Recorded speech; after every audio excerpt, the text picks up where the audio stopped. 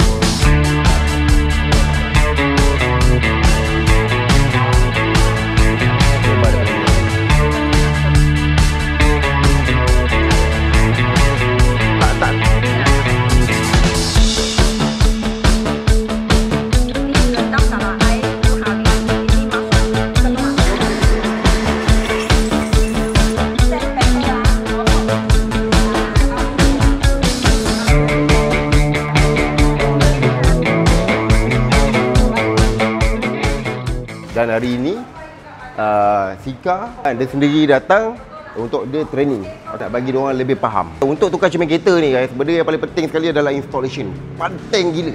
Installation ni skill ni. Aku boleh bagi tool yang sama.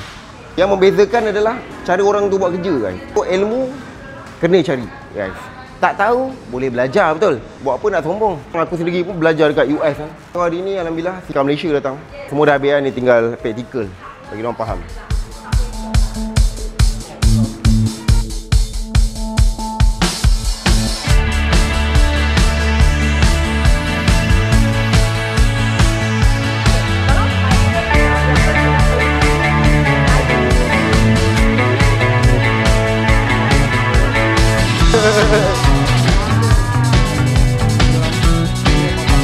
Abang Rom, congratulations.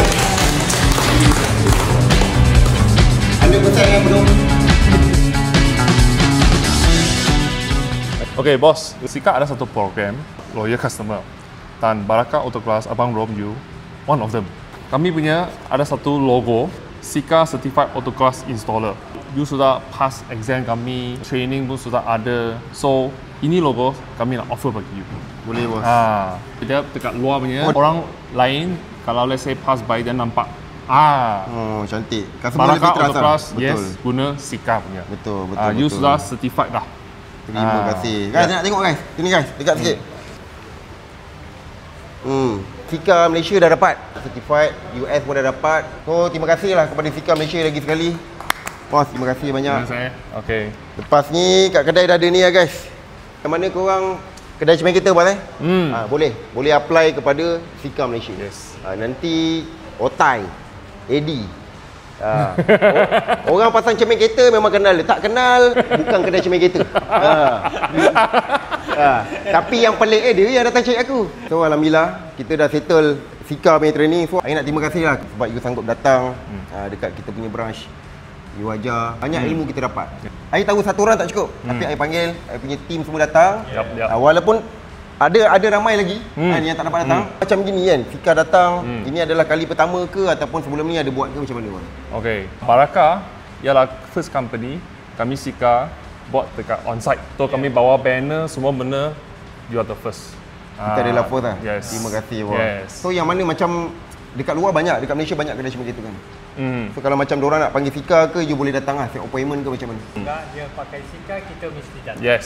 Nak tanya diorang ni, banyak benda dapat belajar? Sampai malam guys. Bos, Joseph terima kasih. Thank you. Eddie terima kasih. Terima kasih kepada Sika Malaysia. Yang mana kedai cermin kereta dengar ni, korang kena panggil Sika. Bila panggil Sika, korang akan faham. Safety. Customer punya safety penting. Benda paling penting sekali, safety. Customer punya safety. Bila customer safety, customer pun trust pada kita. Yes. Kan? So guys, itu je. Bagi. Terima kasih.